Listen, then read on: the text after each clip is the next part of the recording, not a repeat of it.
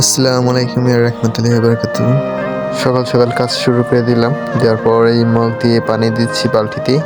তারপর সিমেন্টের বস্তাটা খুলে নিলাম। খুলে নেওয়ার পর সিমেন্ট বালতিতে দিলাম।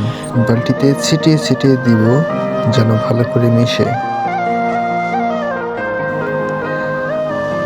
আর এরপরে আমার মিস্ত্রি ওইটাকে ভালো করে কাঠের টুকরো দিয়ে নাড়িয়ে নাড়িয়ে মিশিয়ে নিল যেন ভালো করে মিশে।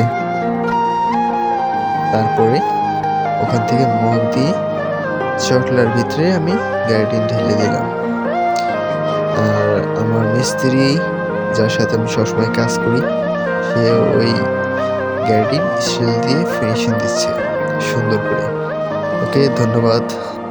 Subscribe now and press the bell icon.